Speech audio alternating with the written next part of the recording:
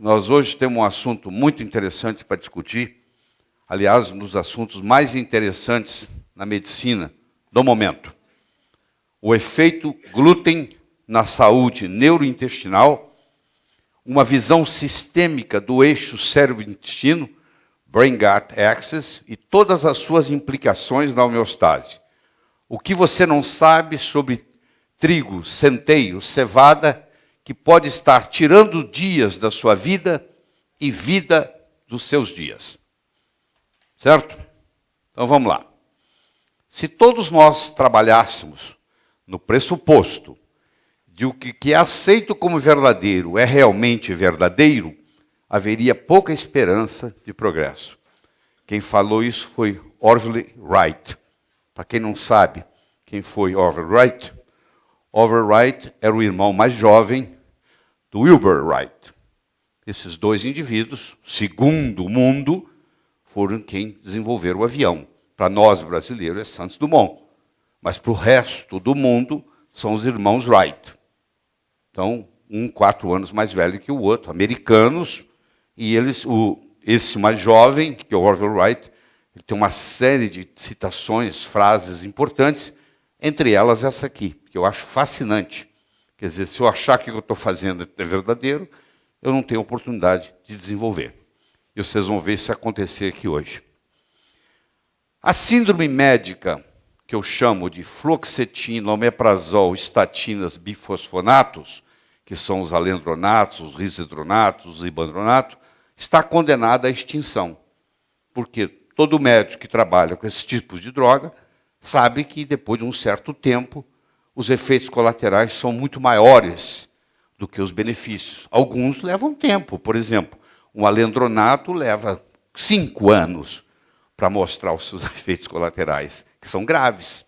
Câncer de esôfago, necrose óssea, entendeu? O indivíduo vai num dentista para fazer um implante, o dentista tem que fazer o buraco de colocar o implante, aquilo ali destrói o osso morre, como não tem osteoclasto mais para liberar aquele osso morto, aquilo ali, aquela necrose fica ali, infecciona, dá problemas seríssimos, tanto é que hoje muitos dentistas americanos não mais fazem implante em pacientes que estejam ou fizeram uso de alendronato nos últimos 2, 3 anos, porque as consequências são drásticas. E eu poderia conversar sobre cada um desses aqui e mostrar os efeitos que vocês conhecem muito bem. Por que as pessoas atualmente precisam ser medicadas para minimizar sintomas?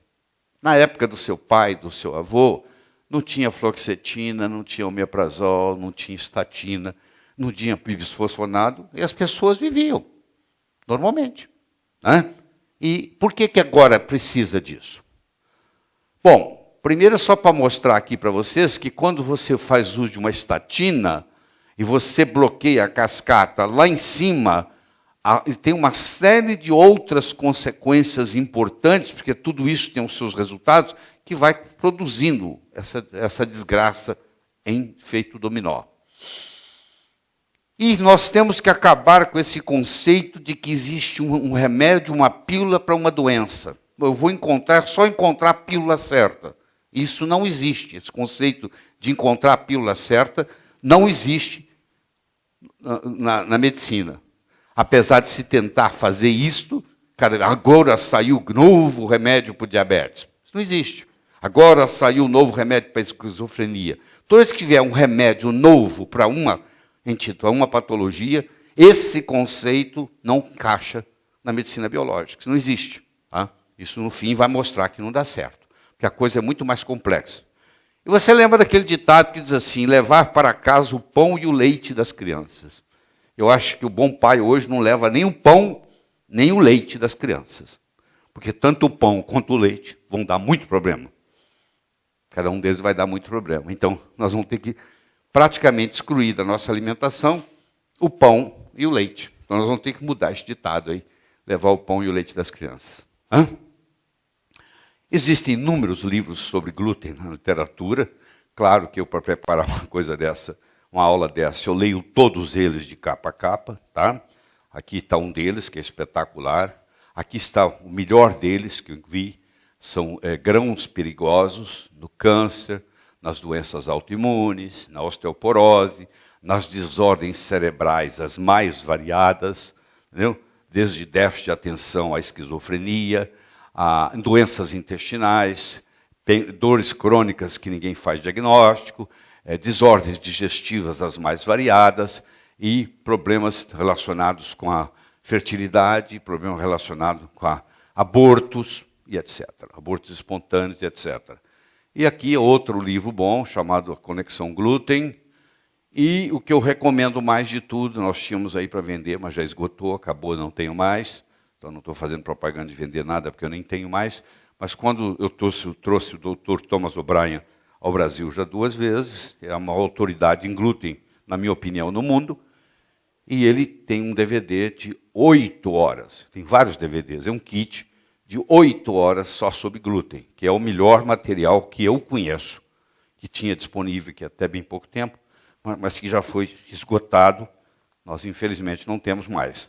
Estamos no processo de trazê-lo novamente ao Brasil, mas por enquanto vocês vão ter que ficar com o que eu vou apresentar nessa aula. Olha que coisa interessante, se você estuda a história do homem no planeta Terra, você vai ver que grãos só fazem parte da nossa dieta há 10 mil anos. Foi quando começou o processo da agricultura. O processo da agricultura começou há 10 mil anos. Até então, o homem não ingeria, o ser humano não ingeria grãos. Ele caçava, ele pescava, ele vivia de frutos silvestres. Então, os grãos, do jeito que nós comemos, eles não existiam na alimentação até 10 mil anos atrás. 69% dos americanos têm algum tipo de dificuldade digestiva. Isso é um excelente mercado nos Estados Unidos. Um mercado de bilhões de dólares. Anúncios na televisão, etc. e tal, provando para nós que esses 10 mil anos não foram suficientes para adaptação aos grãos, já que o nosso DNA ele está imodificado, não modificado, igual nos últimos 100 mil anos. Então, tem estudos mostrando que até 100 mil anos atrás nós já tínhamos essa genética que nós temos hoje. E os grãos só entraram há 10 mil anos atrás. Ou seja, o nosso DNA não está preparado para grãos, em geral.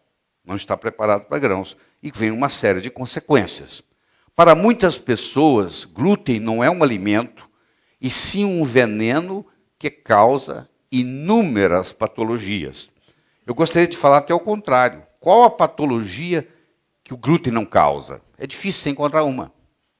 Porque ele está envolvido em todos os processos, os mais variados. Vocês viram que eu coloquei aqui o trigo, o centeio, a cevada e coloquei a aveia de uma forma diferente. Se você vai na literatura, a literatura é dividida. Tem estudos que dizem assim, a aveia não tem glúten. Tem estudos que dizem, a aveia tem glúten. Mas vamos assumir que a aveia não tivesse glúten. Eu ainda tenho que tirá-la da dieta. Porque o empacotamento da aveia e do trigo, e do centeio e da cevada se faz no mesmo galpão. Então existe uma contaminação cruzada. A não ser que a aveia venha escrito sem glúten, provavelmente essa aveia, mesmo não tendo glúten, ela tem glúten por contaminação cruzada. O que caracteriza o problema do glúten são as prolaminas. Prolaminas é uma família de proteínas, de polipeptídeos, onde 50% é a gliadina e 50% é a glutenina. Você vai ver que o problema maior é com a gliadina, mas a glutenina também pode causar problema. Esses são peptídeos. Se você pegar uma gliadina, por exemplo, que é um polipeptídeo, ela dá a propriedade de extensibilidade ao glúten, ao trigo. Quando você está fazendo um pão, você consegue esticar a massa. E a glutenina, por outro lado, faz essa massa voltar. Então, uma dá extensibilidade, a outra dá elasticidade. A gliadina, ela é dividida em prolina e glutamina. Ela vai se quebrar em prolina e em glutamina. Leva-se, em média, nos Estados Unidos, 11 anos para se diagnosticar uma doença celíaca. o diagnóstico de sensibilidade ao glúten, que não chegou à doença celíaca, é muito mais longo, pode ser 40 anos. Mas então, desde que o indivíduo começa a ter sintomatologia, até o diagnóstico ser firmado nos Estados Unidos, de doença celíaca, passam-se, em média, 11 anos nos Estados Unidos. Você imagina essa situação no Brasil. E eu não estou falando só de doença celíaca. A sensibilidade ao glúten é 8 vezes maior, a incidência, do que a doença celíaca.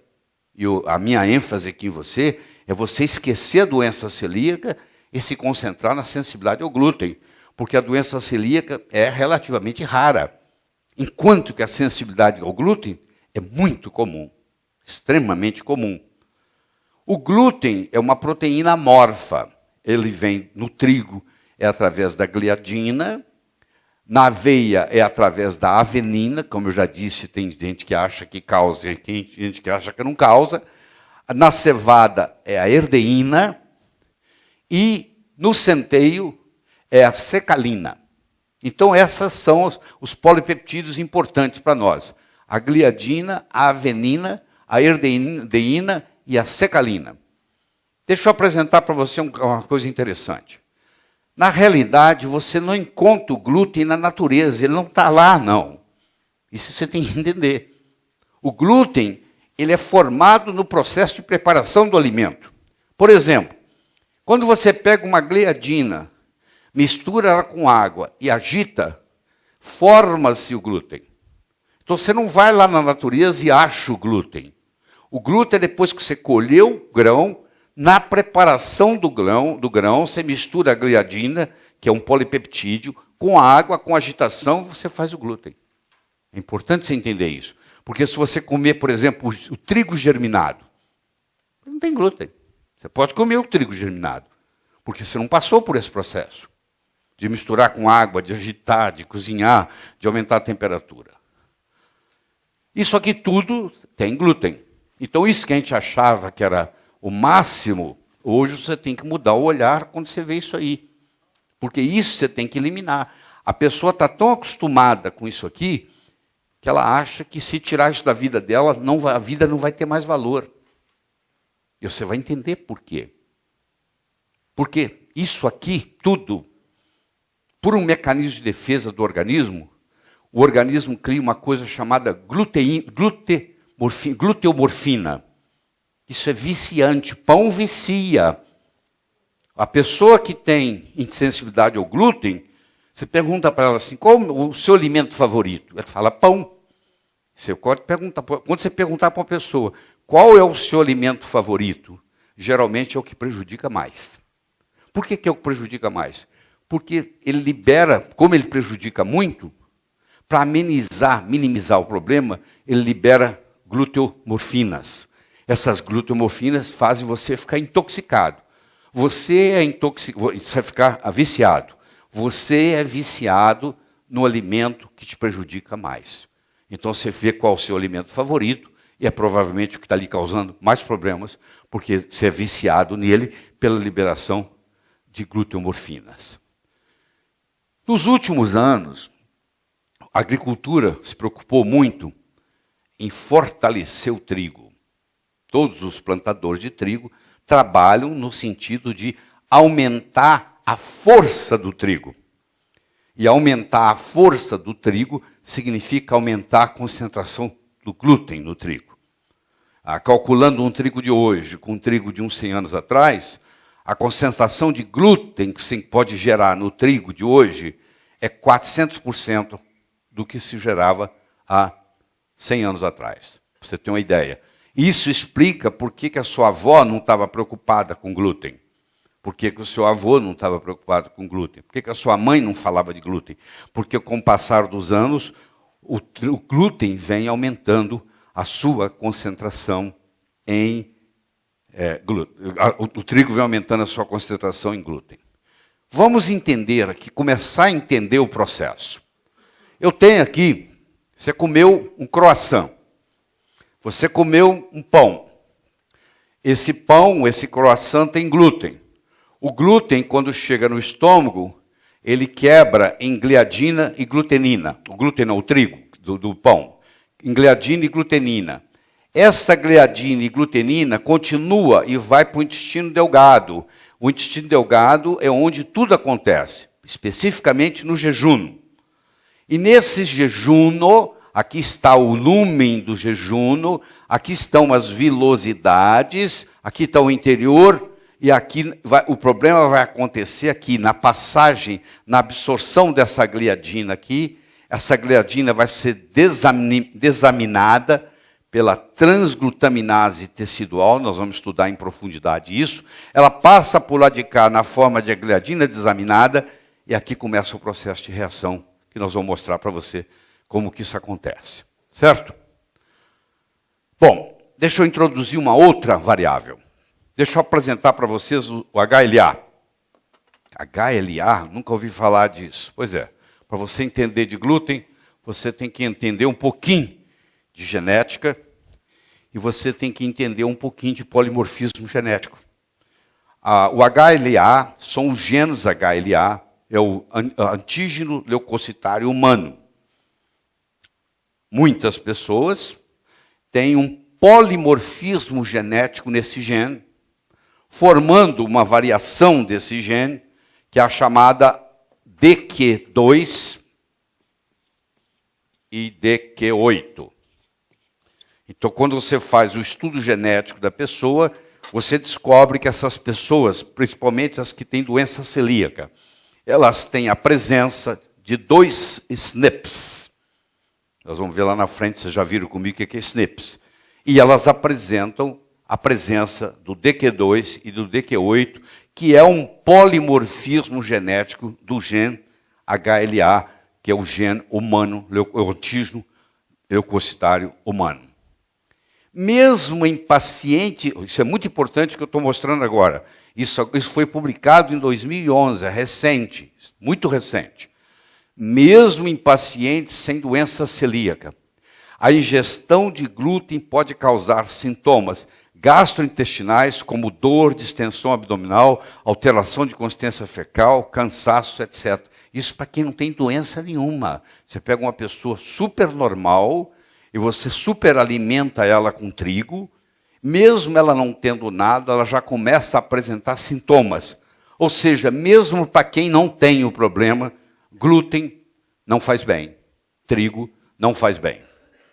Tudo acontece a nível de jejum, é nessa área aqui que acontece tudo.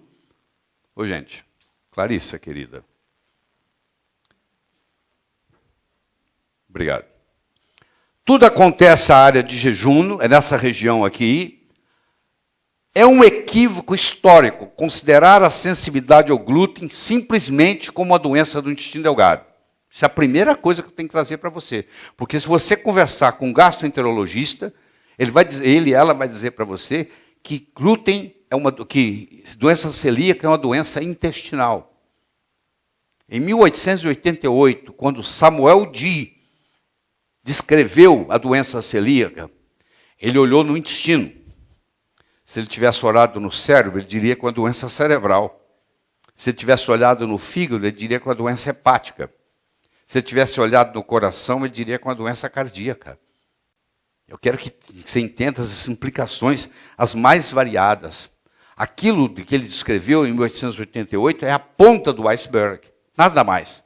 A ponta do iceberg. Para nós entendermos tudo isso, nós temos que entender a permeabilidade intestinal. Você já conhece, eu já conversei com vocês sobre as chamadas junções estreitas. É o tight junction, que eu vou fazer uma demonstração para você aqui, utilizando vocês como voluntário, para a gente ter uma ideia de como é que essa tight junction funciona. Então você come um croissant, você come um pão no café da manhã, esse pão tem gliadina. Essa gliadina, quando chega no intestino, ativa uma proteína chamada zonulina. A zonulina inibe a ocludina e abre as junções estreitas e, consequentemente, causa uma hiperpermeabilidade intestinal.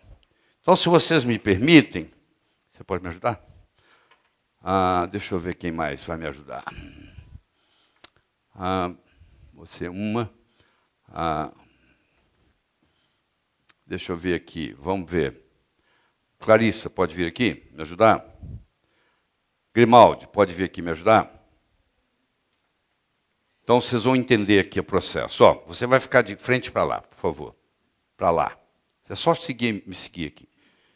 Você vai ficar de frente para lá e encostar nela. Vem para o meio, mais para o meio aqui, ó, mais para cá. Uma virada para cada lado. Aqui está, ó, olha só.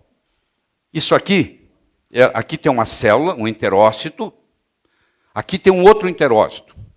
Entre um enterócito e outro, tem uma estrutura chamada tight junction. Tá? O Grimaldi vai ser o croissant que você comeu. Tá bom? E o croissant tem gliadina. Então, quando o Grimaldi chegar aqui, a gliadina vai ativar a zonulina, que sou eu. E a zonulina vai fazer isso aqui, ó. Ó, tá vendo aqui, ó? Vai abrir essa junção estreita. E eu vou pegar o Grimaldi, vou pegar a gliadina e trazer aqui para dentro. Então vamos lá. Pode vir. Opa. Oi, como é que vai? Tudo bem? Pode entrar aqui, vem cá. Fecha. Agora eu vou atacar ele. Eu chamei ele para ferrá-lo. Por quê? Porque eu agora vou criar anticorpo contra ele. Se fosse uma bactéria, a zonulina fazia a mesma coisa. Ela abria, falava, vem cá, entra aqui, vem cá. Ela entrava, os leucócitos atacavam a bactéria. Agora eu vou criar um anticorpo antigliadina. Está me entendendo?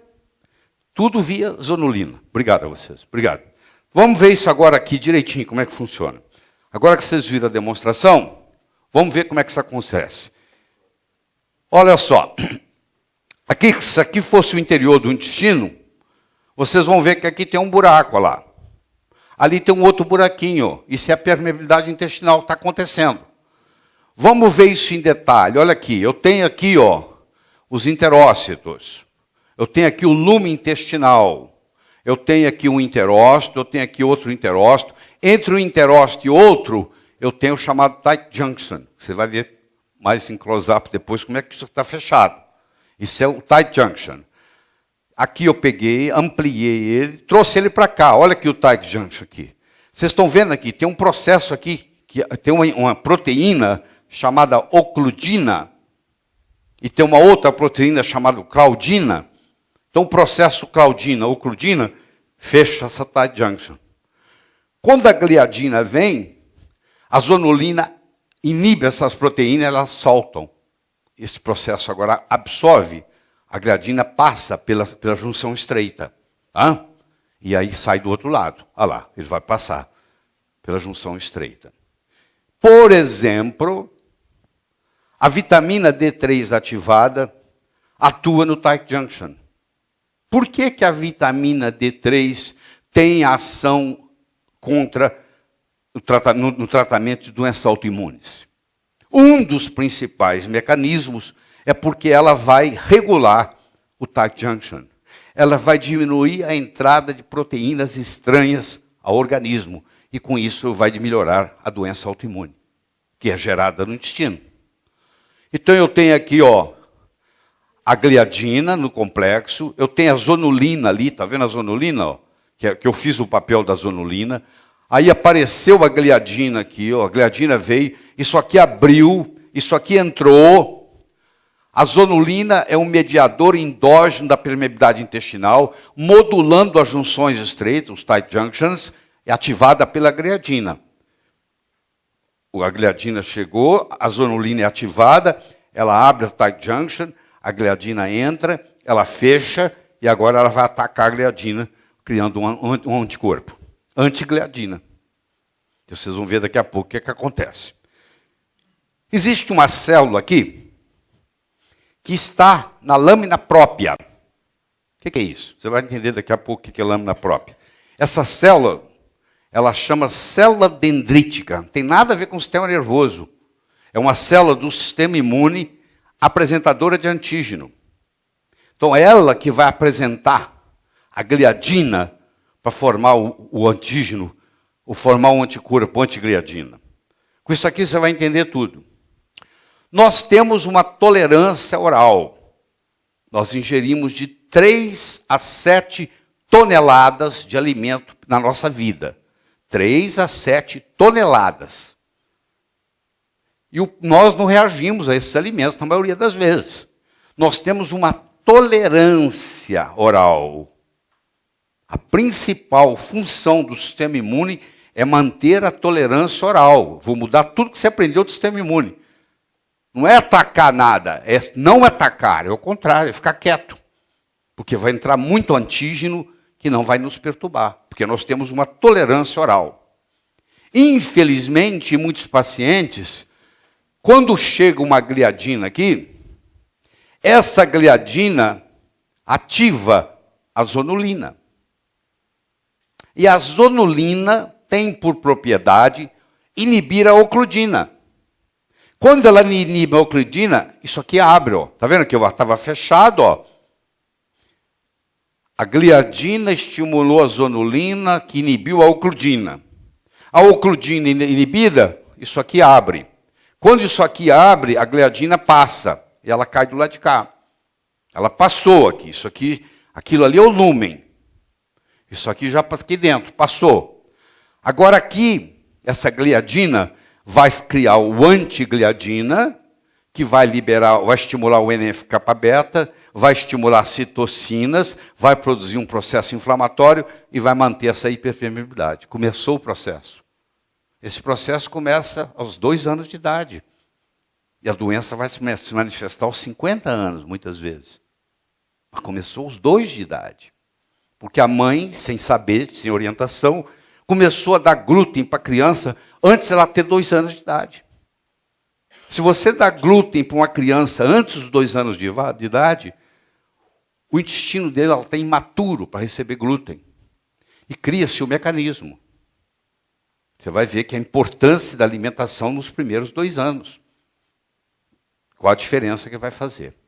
Aí o que acontece? Isso aqui vai gerar as doenças autoimunes. Então, olha lá o final das contas. O glúten causando doença autoimune. Então, você viu como é que ele causa aqui, ó. A gliadina chega, estimula a zonulina oclui a ocludina, a gliadina passa no paracelular aqui, cai do lado de cá, cria aquela reação toda de antígeno-anticorpo, libera NF-κB, que estimula citocinas, que provoca inflamação, que perpetua a hipermeabilidade, e aí começa a entrar proteínas por aqui que não deveriam. E forma-se o processo autoimune. Então, a gliadina é a causa das doenças autoimunes. A gliadina é uma proteína que vem do glúten. Então, o glúten é uma das principais causas de doença autoimune na civilização moderna. Doença autoimune não existia na antiguidade. É uma coisa recente. Então, esse processo aqui ocorre, aqui, ó, toda uma cascata chegando à autoimunidade. Então, as doenças autoimunes, elas começam no intestino. Mas você vai conversar com o imunologista, ele trata do efeito, ele está tratando aqui, ó. Ele não está preocupado em curar o intestino. Se você não cura o intestino, esse processo de autoimunidade se perpetua. Você vai dar remédios para melhorar o lúpus, para melhorar a esclerose múltipla, para melhorar a esclerose lateral amiotrófica, para melhorar a psoríase, para melhorar o vitiligo. E, na realidade, isso tudo surgiu em consequência de uma lesão da barreira intestinal. Esse mesmo antigliadina que começou a causar esse problema, ele vai causar um problema na barreira hematolicórica, chamada antigamente de hematoencefálica. A barreira hematolicórica é do mesmo processo, ele também vai sofrer a lesão. Aí começa a vazar para dentro do cérebro. E a barreira renal também é lesada, começa a vazar pela urina. Então você começa a ter o quadro sistêmico do processo. Isso hoje não é causado só por trigo. Talvez o trigo, com o seu aumento em 400% em glúten, tenha desencadeado o processo no leite, tem desencadeado o processo da soja e tem desencadeado o processo do milho. Então você tem que evitar dar para uma criança com menos de 2 anos trigo, leite de vaca, soja e milho. Porque os 4 estão contribuindo para esse processo. Então, mas milho. Não, milho também dá problema. Soja também dá problema. Bom, vamos entender isso melhor. Eu tenho aqui uma vilosidade. Deixa eu apresentar para você a célula M. A célula M é a célula da microfold. É a célula responsável pela tolerância oral. A célula M está na placa de Peyer, que você sabe muito bem que é o sistema imune do intestino. É a principal célula, é a coordenadora. Ela fala assim, ela deixa disso. Não precisa reagir não. Pode deixar que você é amigo. Não, isso aí não é nada não, calma. Não entra em reação, calma. Ela fica modulando, ela vai modulando. Ela não deixa o intestino reagir, porque nós vamos ingerir até 7 toneladas de alimento na vida. Você imagina que vocês vão reagir a tudo que entra. Não, isso não precisa não, calma. Vai chegar uma hora que a célula M vai perder a sua funcionalidade e você vai perder a sua tolerância oral. No momento que você perde a sua tolerância oral, é no mínimo 2 anos de tratamento para você recuperá-la. Não é uma coisa imediata, não é só tirar o glúten, se fosse seria muito fácil. Claro, quando você tira o glúten, às vezes o resultado é espetacular. Mas não é necessário, mas não é suficiente. Só tirar o glúten. Você tem que restabelecer. Quando você curar essa pessoa, é porque você restabeleceu a tolerância oral. A sua meta é restabelecer a tolerância oral. Tá? Aqui está a placa de Peyer, ali está a célula M. Então, de novo, aqui eu tenho a célula M, que é a maestra da história. Aqui eu tenho a Claudina, que trabalha junto com a ocludina, formando o tight junction. Aqui eu tenho a célula dendrítica, aqui, ó, que é a célula apresentadora de antígeno. E aqui eu tenho essa célula apresentadora de antígeno. E aqui eu tenho as células, os linfócitos intraepiteliais. Que você vai ver que vai começar a surgir, porque nós temos MASH 0, MASH 1, MASH 2, MASH 3 e MASH 4. Então nós temos 5 categorias, o 0, 1, 2, 3, 4, 5, quando se estuda a histologia da mucosa intestinal. No MASH 1, onde o patologista geralmente não classifica como nada, ou faz-se a biópsia e encontra o MASH 1, ele manda você continuar comendo glúten, o gastroenterologista, porque ele não considera isso aqui problema. Vai e come glúten, quando você ficar doente, você volta. Mas já está dizendo para ele, ó, eu sou MASH 1, se você não me tratar, eu vou virar MASH 2, vou virar MASH 3, vou virar MASH 4. É uma questão só de tempo. Mas como foi caracterizado lá pelo Dr. Di, como é que era a doença celíaca, o conceito usado para diagnosticar a doença celíaca é obsoleto. Não foi feita uma atualização. Isso aqui continua produzindo citocinas, e as suas consequências.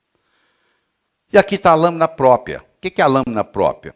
Toda mucosa ela é formada de células epiteliais e da lâmina própria.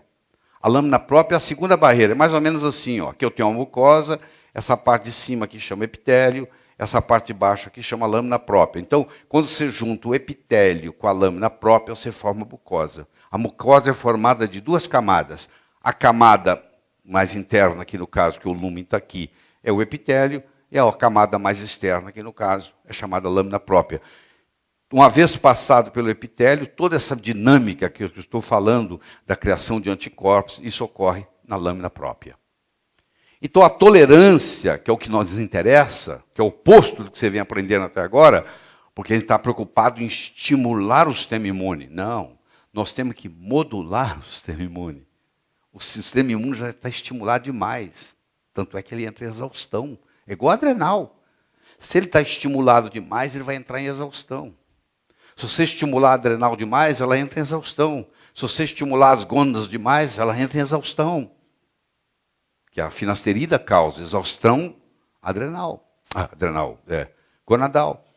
Então eu tenho a tolerância. A tolerância pode ser inata e pode ser adquirida. Então a inata depende, é chamada de central, os linfócitos T e os linfócitos B, e o periférico, que é o chamado os linfócitos T reguladores, também chamados supressores.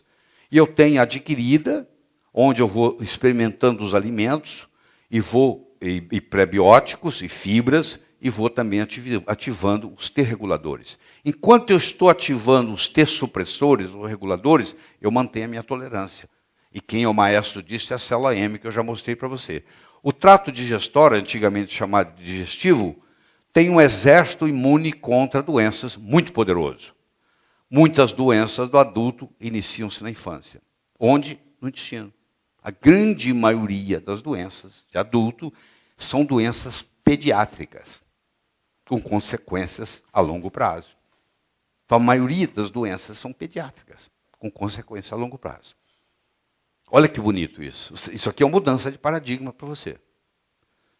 A principal função do sistema imune, em 99,99% do tempo, é a de não responder aos estímulos.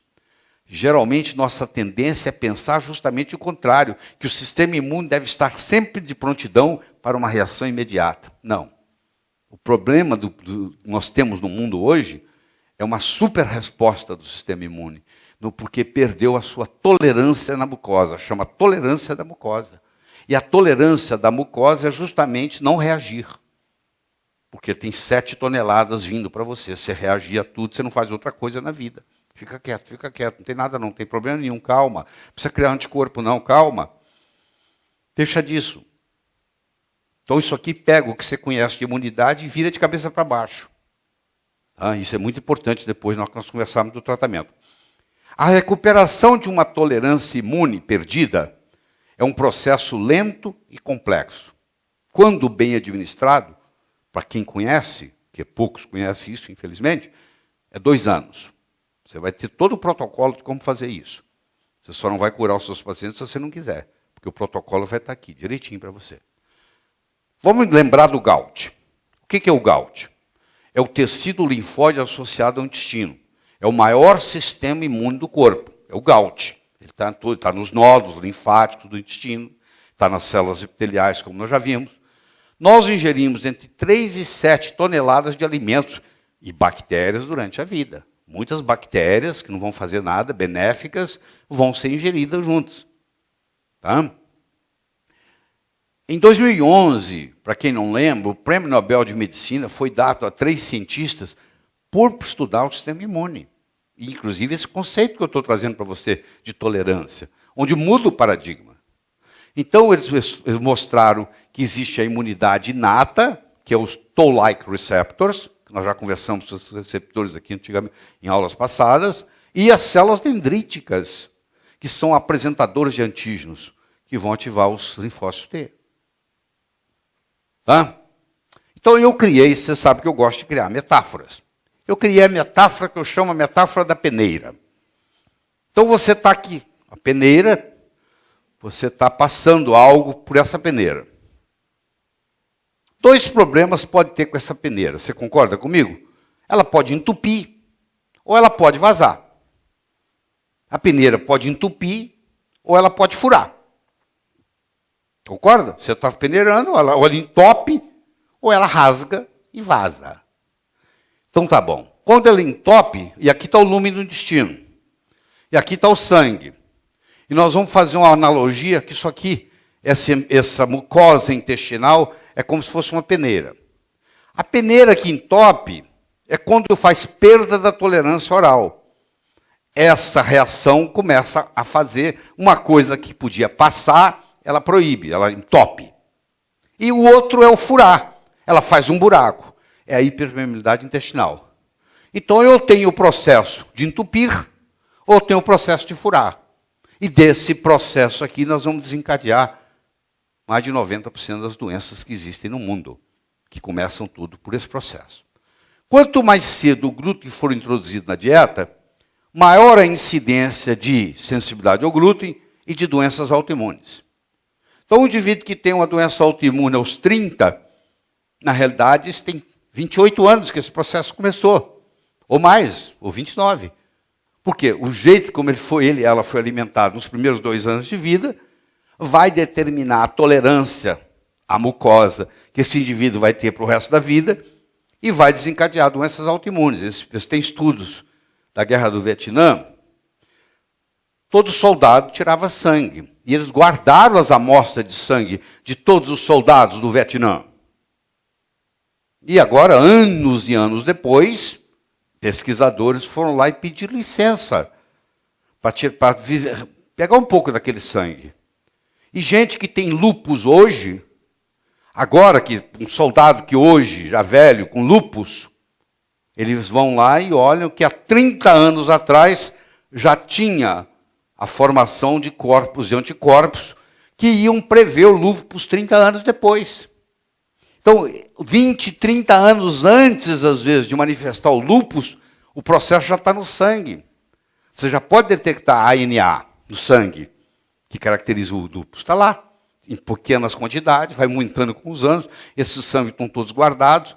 E eles fizeram um estudo e mostraram que primeiro você manifesta. Depois, é igual o caso de uma paciente que tem anti-TPO aumentado hoje, e daqui 10 anos ela vai desenvolver uma tiroidite Hashimoto. Mas isso é bobagem. Não, não é bobagem, não. Isso aqui está dizendo que se você não tratar, daqui 10 anos ela tem a tiroidite Hashimoto. Ela pode ter só o anti-TPO elevado, mais nada. A ocorrência da sensibilidade ao glúten depende da prematuridade, da primeira exposição e da quantidade ingerida. Quanto foi que o seu filho, sua filha, seu neto, ingeriu glúten pela primeira vez? Que idade tinha? Menos de 2 anos? É preocupante. E que quantidade? Ele ingeria uma vez no outra ou ele ingeria todo dia? Eu criei uma dieta onde ele ingeria todo dia. Então isso vai determinar como é que essa pessoa vai ser, o adulto que vai ser. É um adulto saudável? É um adulto doente? Muitos grãos, incluindo o trigo, são metabolizados em substâncias gluteomorfinas que exercem efeitos viciadores ao cérebro. O alimento que você mais gosta é provavelmente o alimento que mais lhe prejudica, por um mecanismo de defesa. Como ele lhe prejudica, para você não se sentir tão ruim, o organismo produz gluteomorfinas. São euforizantes. E aí você não consegue ficar longe daquele pão. É aquele pão que está te fazendo doente. Mas como você está liberando gluteomorfina, você diz, não, se tirar o pão, tira a vida. Você é um viciado, igual o outro é em morfina, o outro é em heroína. Você é viciado em gluteomorfinas que estão vindo do glúten. Isso é que eu quero que você entenda. Por isso que a abstinência é complicada. Por isso que mudar a dieta é complicado, porque eles estão viciados naqueles alimentos. São pessoas viciadas naqueles alimentos.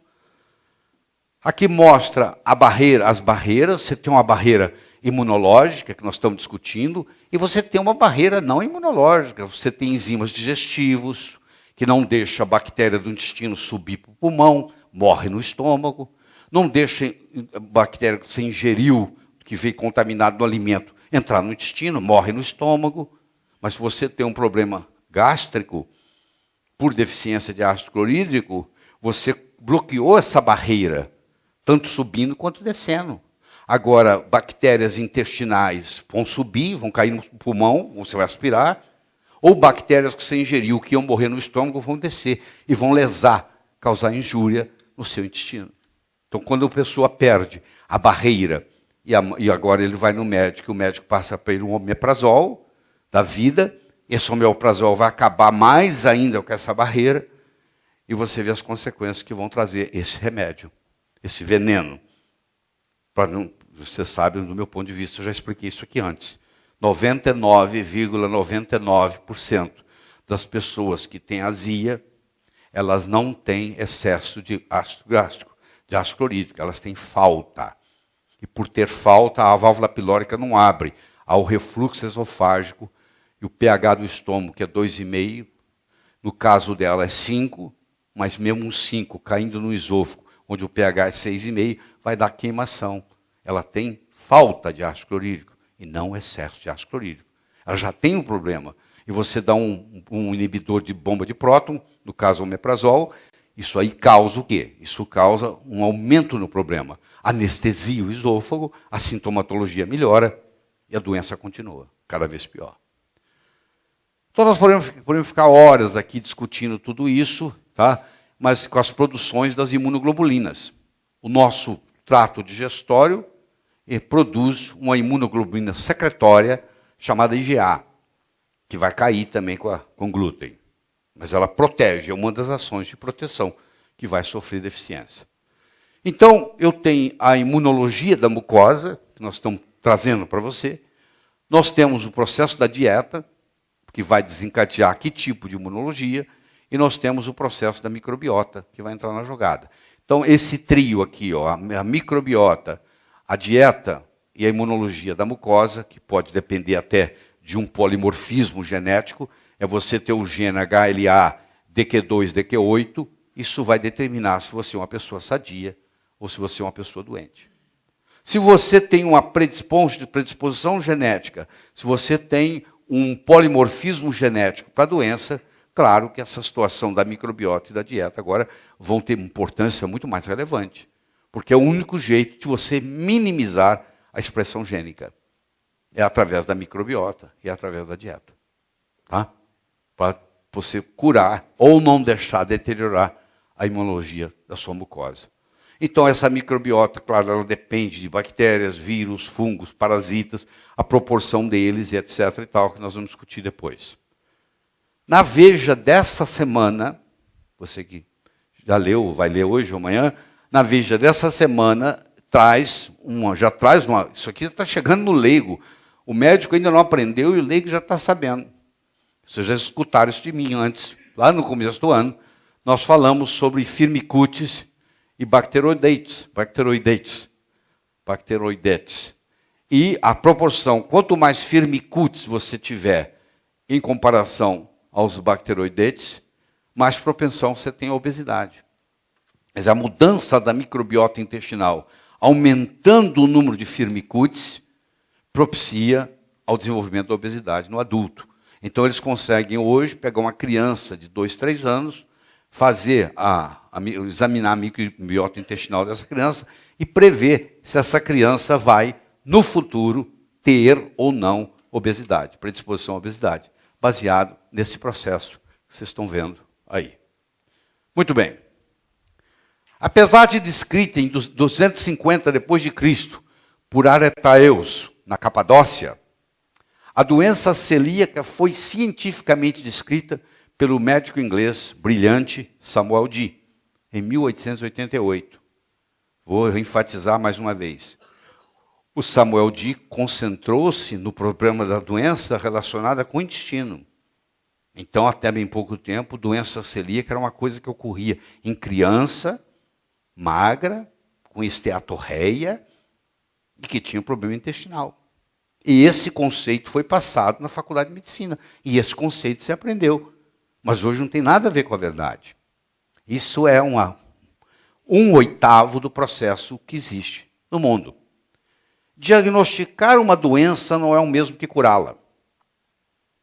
Você sabe, por exemplo, na neurologia se fazem diagnósticos brilhantes. E aí você pergunta, e aí, o que faz? Ah, não tem nada para fazer. Então, eu diagnostiquei a doença celíaca. O que faz? Ah, não tem nada que fazer. Não tem nada, não, tem muito o que fazer. Talvez a medicina clássica não saiba, mas tem muita coisa para fazer. Você vai ter que trabalhar com esse paciente 2 anos, no mínimo, para restaurar a tolerância oral. Então, qual a meta? Restaurar a tolerância oral.